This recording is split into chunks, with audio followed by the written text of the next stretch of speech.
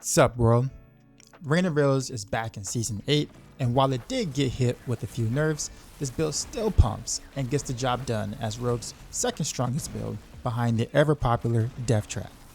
Reign of Heroes' massive AoE spreads makes for easy clearing in all content, and the ability to reset all of your cooldowns after a cast makes you extremely mobile. While the waves themselves do take some time to deal its damage, you can dash ahead and leave enemies to die as you look to take on new packs of enemies ahead of you. It is a satisfying style of play that becomes pretty addictive once you get the hang of it.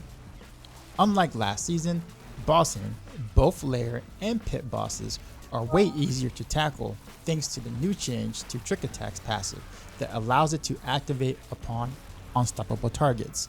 No longer do you need a boss to spawn ads to feel like you're actually dealing damage in these single target scenarios. While Death Trap is still Rogue's strongest build this season, if you're not a fan of traps, Reign of Heroes is still a solid choice that can speed farm pit tier 85s and can push all the way up to tier 100 with a bit of effort. Let's get into the specifics.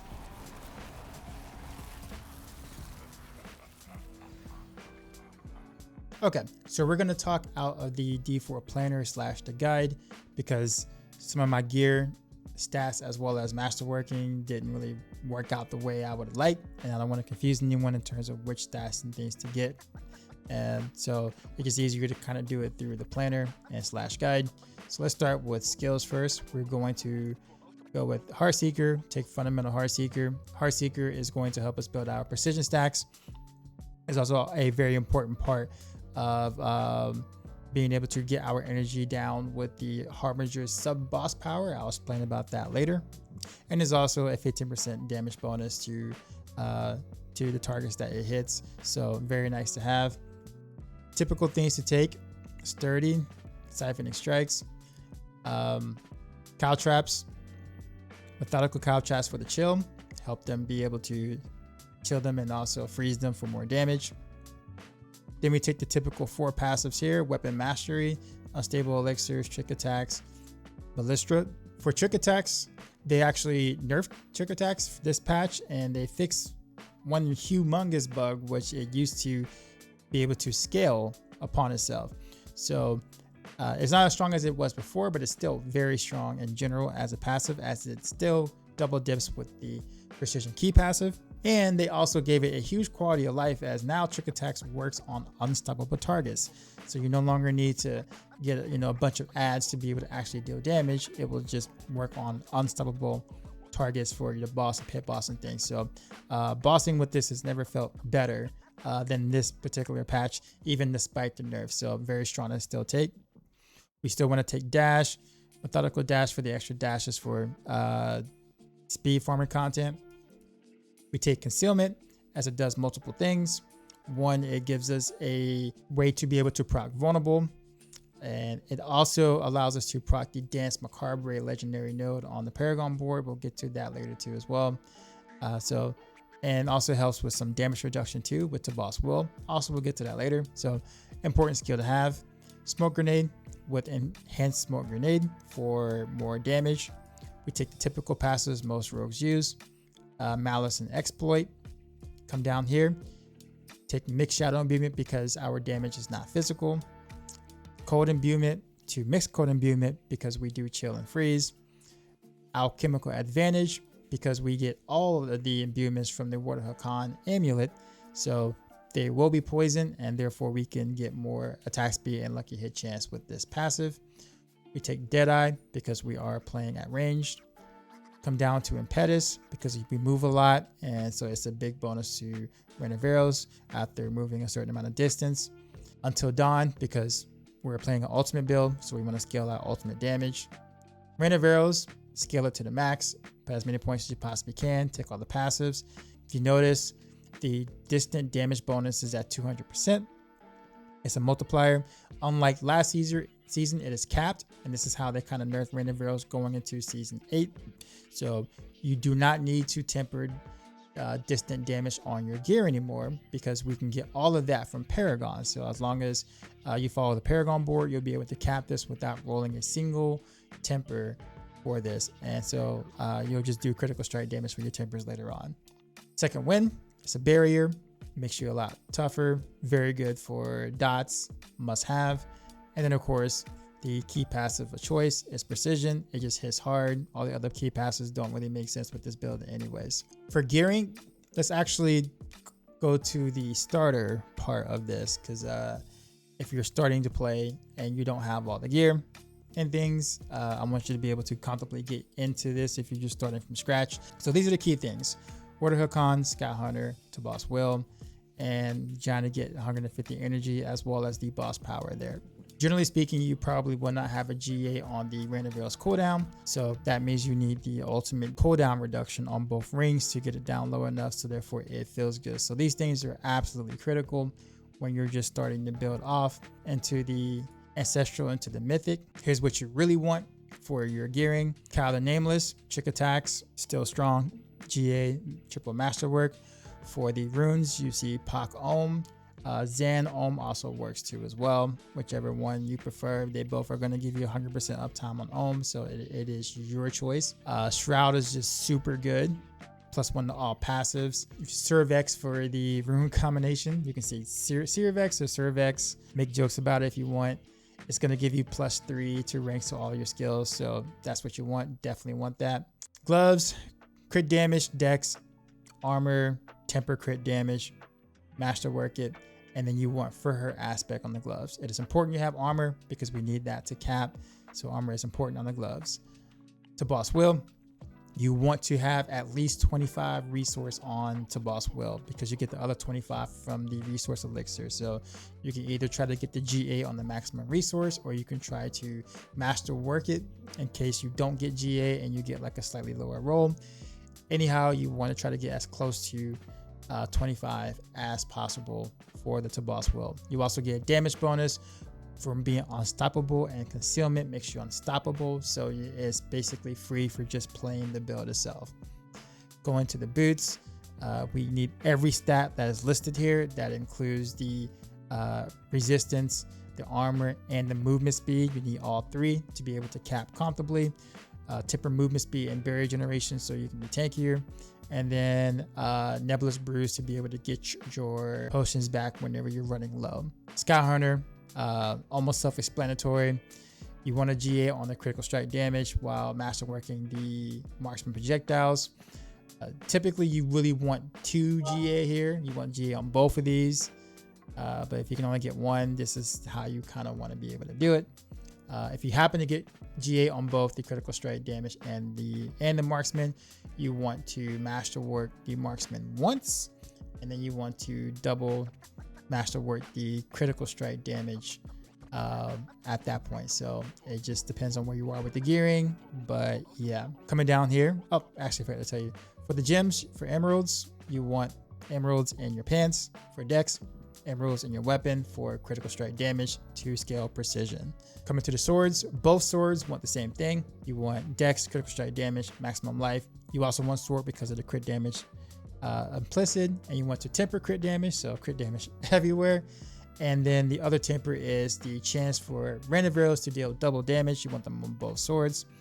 Aspects you want is the Arrow Storms aspect, as well as the Vengeful aspect, which is basically Arrow Storms again, because both of these scale with your Water Hakon, which is the 65% multiplier that you see at the bottom here of your aspects. So you want both of those.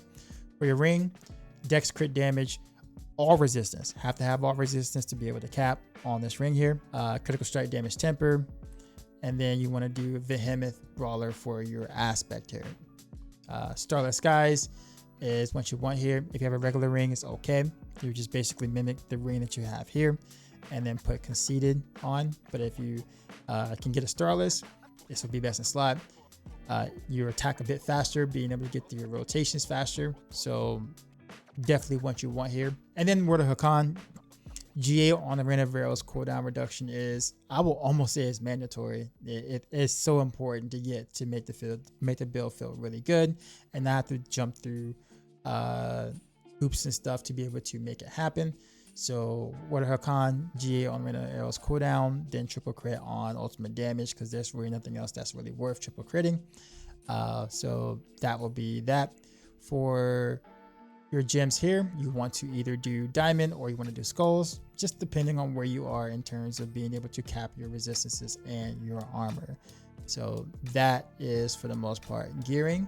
Okay, so for boss powers, we take Beast in the Ice Sleep just because of the utility. Allows us to chill and freeze a bit faster, which is going to spike your damage with Frigid Finesse. We talked about Harbinger here with the boss power, and it's very, very important because casting a basic skill while at maximum resources spends it all to make nearby enemies vulnerable. Now, you don't care about the nearby enemies vulnerable part because we make our own vulnerable happen. What you do care about is spending all the maximum resource. So if you realize, it sounds a lot like what Beastfall boost, right? So basically we have the Beastfall boost effect, but now on the basic attack skill, which allows us to bring out Rain of the Arrows cooldown off pretty quickly with the preparation specialization. This is why this boss power is important and why the build doesn't necessarily work without it. So with it and the right amount of cooldown and the right energy, you can do a 3-to-1 ratio basically of stacking your precision with 3 basic attacks and then casting your Rain of Arrow, and then the screen just deletes. So this is why this boss power is important. You cannot do a 1-to-1 ratio with this because it does have an internal cooldown of 1 second. They made sure we couldn't do this for whatever strange reason that is, so we're kind of stuck to a 3-to-1 ratio, but it's still not bad, and the build feels fine with it. For the other boss power, Flesh Reaper's Disruption, basically as long as we have crowd control duration bonus, we get the full value, and we do have it because on our Kyle the Nameless Helm there is crowd control duration. So then this is enough to basically max it out, so it's free damage there. And then for the last boss power, we have Cinera's Flames, and you basically get free damage for just having the boss power, or just for having resistances in general. So just by playing the game, you pretty much have the boss power damage stuff. But that's it for boss powers. The Mercenaries right here, basically you come all the way down, take this for the all res to help us be able to cap, and then inspiration just for extra damage bonus. We have Alkin here for the reinforcement. It's mainly for kind of defense. You don't necessarily have to take Alkin. You can do whatever you want. Variana for the slight bit more attack speed or whatnot. Your reinforcement is pretty much, up to you. But for most players, extra defense is kind of nice to have. But again, still kind of up to you.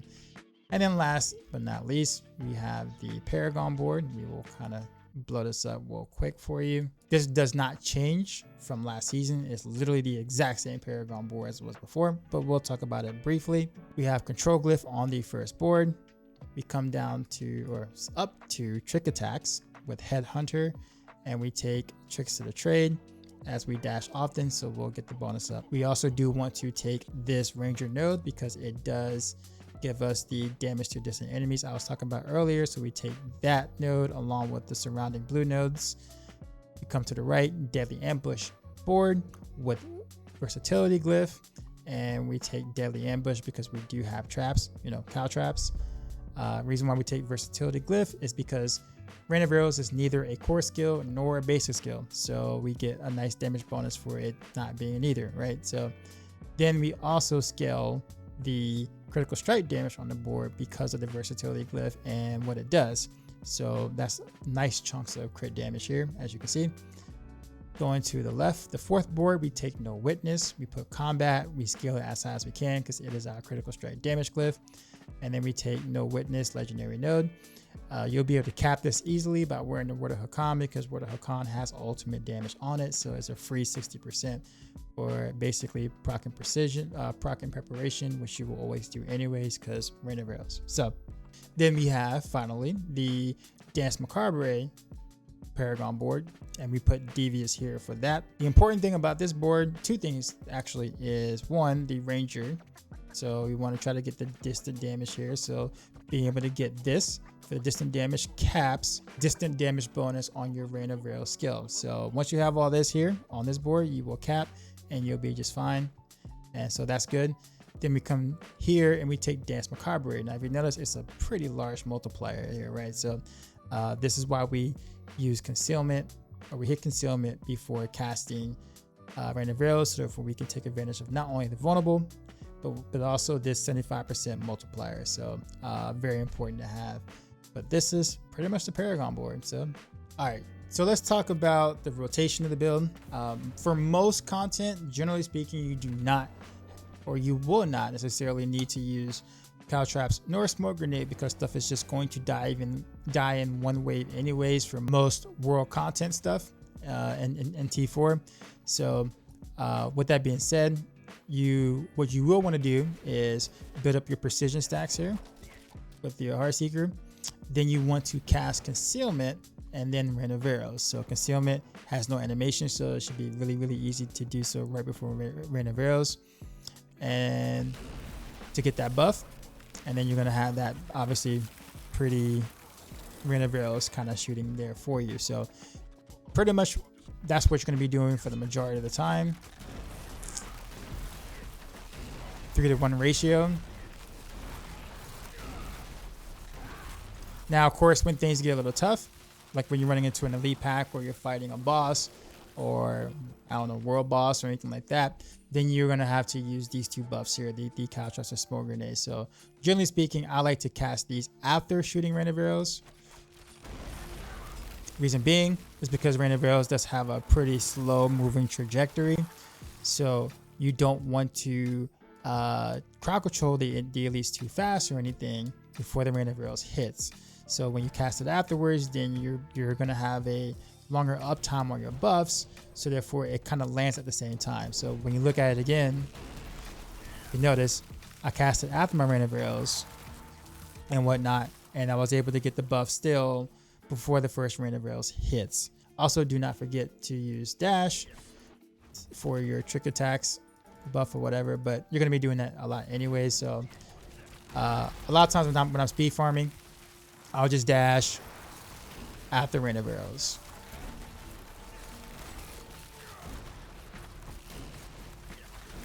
That's pretty much the gist of it. It is a bit easier to manage than it was last season, thanks to this particular boss power here, which is the Harbinger or whatnot, making it able to use the basic attack and get a much faster rotation than we did last season with the Nameless Helm. So, but yeah, that's about it. For the Beastfall boost variant, I actually don't have a pair of Beastfall boosts at all, so I kind of can't really show you that. But if you pull up the previous video, you'll see a 1-to-1 ratio. But yeah, honestly, that's really it for skill rotation. So hope that helps. And that's it. So Rain of Arrows is not bad. Even after the nerfs, it's actually Rogue's second strongest build. It's no death trap by any means, but for those who rather see the, raining arrows versus playing depth trap, then this is obviously a very viable build that you can still play in season 8. So hope you enjoyed it. I sure has. I actually decided to play this as my first in-game build to play, and I'm having a blast with Rain of Arrows. So other than that, appreciate you all, and till next time.